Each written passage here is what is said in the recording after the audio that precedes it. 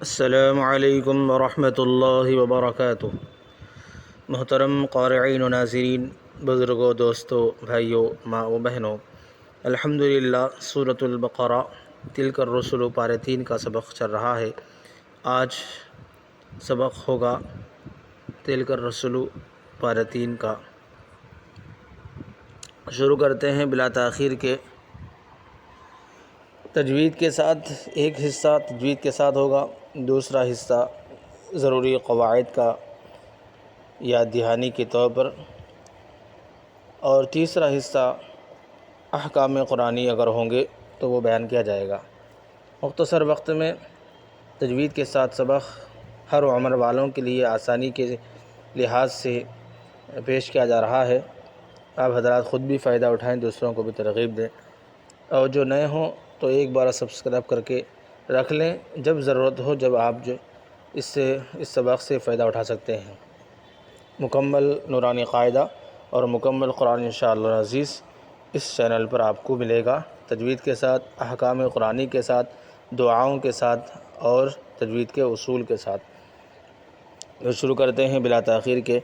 अऊज़ु बिल्लाहि मिनश शैतानिर रजीम। बिस्मिल्लाहिर रहमानिर रहीम।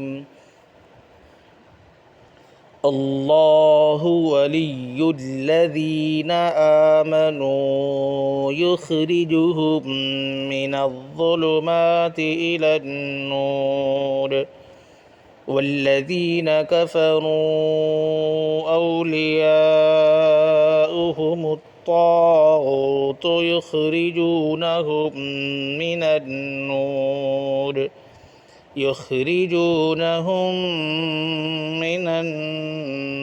इलज़्ज़ुलुमात उलाइका अस्हाबुन्नार हुम फ़ीहा ख़ालिदून। अलम तर इलल्लज़ी हज्ज इब्राहीम फ़ी रब्बिही अन आताहुल्लाहुल मुल्क इज़ क़ाल इब्राहीम रब्बियल्लज़ी युह्यी व युमीत क़ाल अना उह्यी व उमीत। क़ाल इब्राहीम फ़इन्नल्लाह यअती बिश्शम्सि मिनल मशरिक़ि फ़अति बिहा मिनल मग़रिबि फ़बुहितल्लज़ी कफ़र वल्लाहु ला यहदिल क़ौमज़्ज़ालिमीन।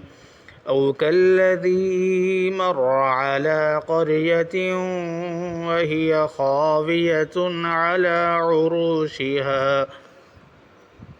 क़ाल अन्ना युह्यी हाज़िहिल्लाहु बअद मौतिहा फ़अमातहुल्लाहु मिअत आमिन सुम्म बअसह क़ाल कम लबिस्त क़ाल लबिस्तु यौमन औ बअद यौम क़ाल बल लबिस्त मिअत आमिन फ़न्ज़ुर इला طعامك وشرابك لم يتسنه وانظر إلى حمارك ولنجعلك آية للناس وانظر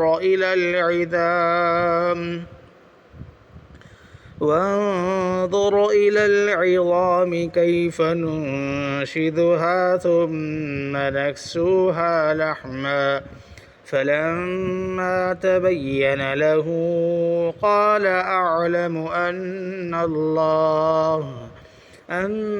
الله على كل شيء قدير। तो ये सबक का पहला हिस्सा था। अब क़वाइद की तरफ आते हैं। پہلی آیت پہلی لائن الی النور کے بعد طوا ہے اور 5 ہے۔ اس کا مطلب طوا کے یہاں رک جانا ہے، اور آیت جب یہ 5 جب آتا ہے تو 5 آیت کے مثلے ہے، یعنی 5 پر بھی آیت کی طرح ہی رکنا ہے۔ جیم ہے وقف جائز کی علامت ہے، یہاں پر بھی رکنا ہے، اور یہاں پر چھوٹا سا میم نظر آ رہا ہے۔ یہ میم ہمیشہ اسی ٹائپ سے آئے گا جیسا کہ گزشتہ سبقوں میں آیا تھا، تو یہ میم جہاں پر آیا وہاں پر مکمل طور پر رک جانا چاہیے، وقف لازم کی علامت ہے، یعنی رکنا چاہیے۔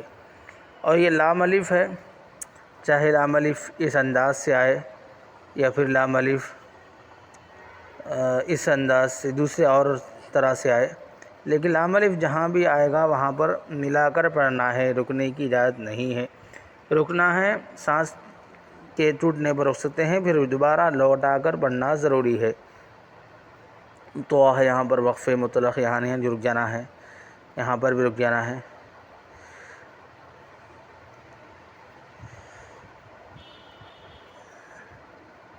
اور یہاں پر رکنے کے سلسلے میں ہمیشہ ایک بات یاد رکھنا چاہیے، یہاں پر ایسے موقع جہاں پر آخر میں الف آئیں، جیسے یہاں پر آخر میں ہا کے بعد الف آیا، ہا کے بعد یہاں بھی الف آیا ہے، تو یہ ہا الف زبر ہا ہے، حروف مدہ کا ہا ہے، اور یہاں آخری حرف پر جزم دینے اور آخری حرف کو ساکن کرنے میں، رکنے میں بات یہ ہے کہ آخری حرف پر کچھ ہو، زبر زیر پیش ہو، کچھ ہو، یہاں پر کچھ بھی نہیں ہے، لہذا اس کو پڑھنا چاہیے، یعنی ہا الف زبر ہا کہہ کر پڑھیں گے، کیونکہ آخری حرف پر جزم کچھ ہوگا، جیسے کہ یہاں پر آخری حرف نون ہے، تو اس وقت زبر ہٹا کر اس والا جزم یہاں پر بھی لگا دیں گے، ظالمین پڑھیں گے، لیکن یہاں پر موتیہا برابر پڑھیں گے۔ کیوں؟ اس لیے کہ یہ ہا کے ساتھ مل کر آیا ہے، خود سے نہیں آیا ہے، یعنی خود کے اوپر کچھ ایسا نہیں ہے، یہ دوسروں کے ماتحت آیا ہے۔ اور